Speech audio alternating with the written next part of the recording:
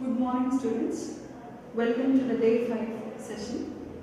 Today we are going to discuss about the effects of force. In the last session we have discussed few things about effects of force. The first effect of the force is state of an object. Here force can change the state of an object. State of an object is nothing but the body which is in rest position can be brought into motion, and the body which is moving can be brought into rest by applying some force. Example, if a ball is in rest position originally, now I started applying some force on it, the rest body will come into motion, and a moving body can be stopped by applying force. So here I can say that with this example, a moving body can be brought into rest position, or the body which is in rest position can be brought into motion. So I can say by applying some force, state of an object can be changed. Coming to the second point, speed of an object. Speed of an object can be affected by applying force. A body which is in rest, example, take a ball, keep it in rest position. Now, what is its speed? Its speed is 0 because it is not moving, it is in rest position. Now, I will start kicking the ball. Now, the ball starts moving. During this motion, it acquires some speed. That means, originally my speed of the ball is 0. When it started moving, its speed has been increased gradually. Later on, I try to stop the ball. Now, the speed of the ball will be decreasing when I catch the ball, and it comes into rest position. That means its speed becomes 0. So by applying force, the speed can be changed. That means it can be increased or decreased. So force can change the speed of an object. Coming to the third point, it is direction. Direction of the object can be changed by applying force. Example, your football game.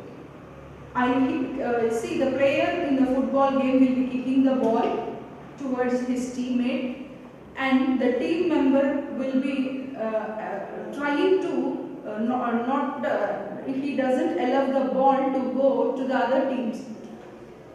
He will be trying to kick the ball towards his teammate. It means the direction of the ball is important here. He will apply the force in such a direction towards his teammate. And in the carrom board game also, the striker is hit, the striker is made to move in the direction of the coin. It means by applying of force. So here, application of force is done such that it will change the direction of an object. It means force can change the direction of the object. Coming to the next point is shape of an object. Shape of an object can be changed by applying force. Let me take a paper and tear it. Shape of the paper is changed by application of force. Let me break the glass. The glass shape has been changed. Now, let me take dough and make it into chapati. Originally, I made the dough into a ball, and then I have made into a chapati. The shape is changed. If I take a rubber band and stretch it, the shape of an object is changed by application of force. So there are several examples where I can change the shape of the object. But the shape of the object, sometimes in few examples, I can bring it back. But in window glass, or if I break such things, I cannot break. That means I cannot make it into the same shape again. So some changes are permanent, some changes may be temporary, but the change in the shape happens with the application of force. For few objects, I cannot compress a wooden block, right?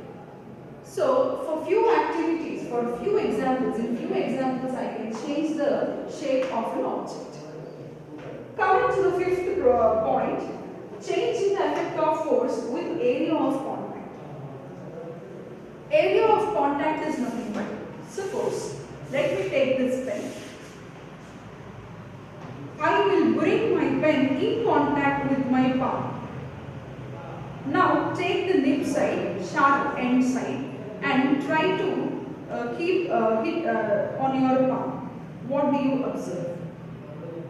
You observe the sharper side hits you, tricks you.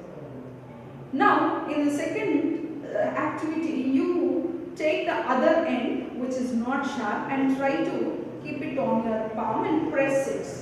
What do you observe? In which case your palm gets hurt. Obviously, it's the sharper side. Why do you think your sharper side end of your pen hits you more when it is pressed on your palm? Why it hurts you more? Obviously, it is sharp. Yeah. But what makes it sharp? What makes it sharp? Why it hurts more? See, if you observe, analyze the ends of the two ends of the pen. The one which, see, both are ends, but the nib side one is very sharp. It means the surface area is very less comparatively to the other end. When it is compared with the other end, here the other end of the pen surface area is more than your sharper end. Now when you press it with your sharper end, as a surface area which is in contact with your palm is very less, it is hurting you more. I can explain it like this. Am I right? So I will say, if the area of contact is less, effect of force will be more. Can I say like this? Of course. See, decrease in the area of contact increases the effect of force. Example, activity. Can you explain how the area of contact affects the force? Your pen. Example. Your pen, take the two ends of the pen. The sharper side, the nib side of the pen will hurt you more, as the surface area of contact is less when it is compared to the other end of the pen. Very simple. Another example also, you can take your knife. See, the knife will be having two ends, the sharper edge and the other one is blunt. You can cut your vegetables or fruits with the sharper side very easily, but not with the blunt side. Why do you think the blunt side it is very hard to cut the vegetables or fruits? Of course, it is because as it is sharp and as it is blunt. Answer should not be like that. As the surface area of the contact is less, your effect of the force will be more. That's the reason. More force is applied, you can cut easily. So another example for area effect of force with area of contact, you can discuss about the pen example or your sharper edge of your knife or the blunt side of the knife. Is it clear for everybody? Coming to the next. Pressure. See how it affects. See, if the pressure is nothing but the force acting perpendicularly on the unit area of surface is called as pressure. See, if I say, now if I press my palm with the help of the pen, here I am applying force. In what direction I am applying force? It is perpendicular to the surface of my palm. Surface of my palm is this and it is perpendicular. If anything is acting, any force is acting perpendicularly to the surface, I call it as pressure.